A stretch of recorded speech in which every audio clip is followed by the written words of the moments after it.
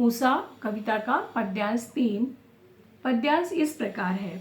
नील जल में या किसी की गौर झिलमिल देह जैसे हिल रही हो, और जादू टूटता है इस उषा का अब सूर्योदय हो रहा है। कवि कहते हैं धीरे धीरे करके सूरज पूरब दिशा से ऊपर की ओर चढ़ने लगा। अब उसकी लालिमा धीरे धीरे श्वेतिमा में बदलने लगी। जो आकाश था वो पूरी तरीके से वहाँ पे स्वच्छ होने लगा। आकाश में उगा हुआ सूरज, चमकीला सूरज इस प्रकार से प्रतीत हो रहा है। कवि की कल्पना है। कवि कहते हैं मानवीकरण किया गया है, यहाँ पर सूरज का मानवीकरण किया गया है। कवि कहते हैं नील जल में या किसी की गौर झिलमिल देह जैसे हिल रही हो। कवि कहते हैं नीले रंग का जो आकाश है, जो कि सूर्य की किरणों से, सूर्य की रोशनी से चमक रहा है, ऐसा लगता है जैसा वो नीला जल है। और चमकता हुआ सूर्य ऐसा लग रहा है जैसे कोई गोरे वर्ण की युवती है, जिसका शरीर झिलमिल झिलमिल करके चमक रहा है। और जादू टूटता है इस उषा का सूर्योदय हो रहा है।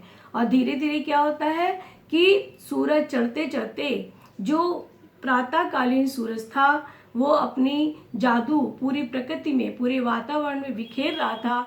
लालिमा आ रही थी। कवि कल्पना कर रहा था कि जैसे किसी ने केसर पीस दिया हो, या बच्चों ने स्लेट पर चौक से लिख दिया हो और उसे मिटा दिया हो। कवि जो नित्य उसके परिवर्तित रूप को देख रहा था, कवि कहते हैं कि उषा का जादू टूट गया। अब उसका परिवर्तन समाप्त हो गया। पूरे नवमंडल में, आकाश में सूरज की रोशनी पूरी तरीके से व्याप्त हो गई है और उषा का जादू टूट गया। अब कोई उसमें परिवर्तन नहीं है।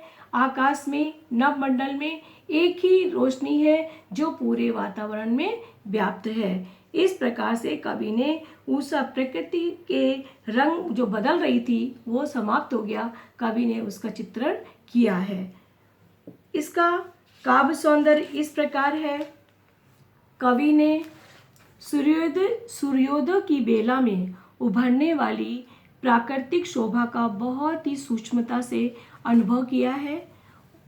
उसके रंगों को पकड़ने में और उस सुंदरता को कह पाने में कवि सफल हुआ है। कवि को सफलता मिली है।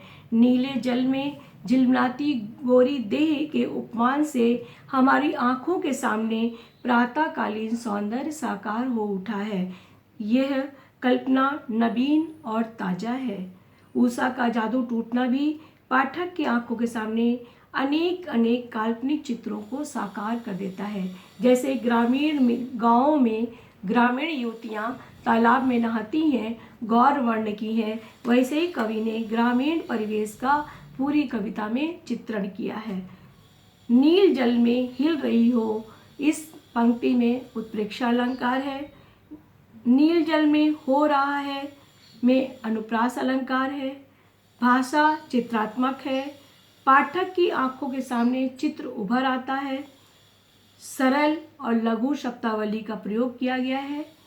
नीले जल नीले आकाश का द्योतक है तथा गौर झिलमिल देह उगते हुए सूरज के प्रकाश का द्योतक है, कि ऐसा लग रहा है कि कोई युवती नीले रंग के जल में वो स्नान कर रही है।